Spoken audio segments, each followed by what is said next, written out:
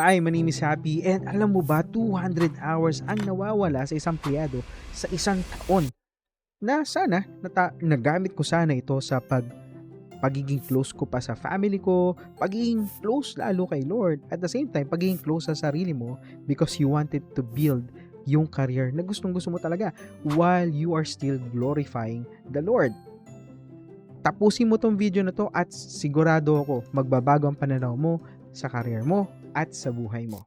And before we move on, actually I'm excited to share something with you, and that is rebranding our YouTube channel.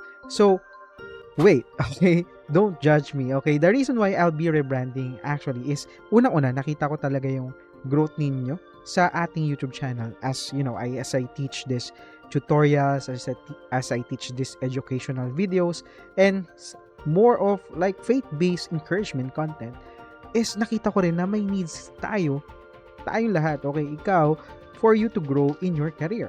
So, I'll be rebranding my YouTube channel from Happy Raffles, ako pa rin naman si Happy Raffles, to Christian Working From Home. The reason why is because I want you to be encouraged to work from home, live purposely, and grow spiritually.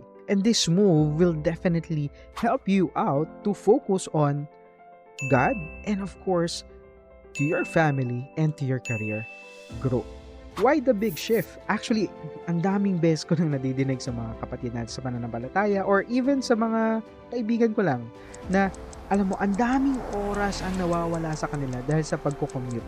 And hindi lang kasi yung oras ang nawawala sa pagko-commute. Of course, yung priorities nila, which is yung family. Nawala sila ng oras sa kanilang family. Yes, we are called to excel in work, but not at the expense of losing time to your family. And that's the reason why I am encouraging you to work from home. So working from home is not just a trend. It is something that will shift your priorities and your values. Oh no, paano na yan? Lahat ng mga videos ko na inaasahan dito mawawala na ba? Don't worry, because hindi tayo lalayo sa mga principle and values na tinuturo natin dito. Actually, it is an application on what we have already learned from previous videos. So, if you are a professional or fresh graduate, or if you want to shift to working from home, then definitely this channel is just for you. So, what are you going to learn on this channel? You're gonna learn how to find remote jobs. Second, succeeding in working from home. Third, biblical principles on productivity, leadership, and work-life balance. And strategy for growing your career while being rooted on your faith, and more. Comment mo naman sa baba kung ano yung mga challenges na encounter mo sa working from home, or if you are starting working from home and doing the shift. That will definitely help me build this channel.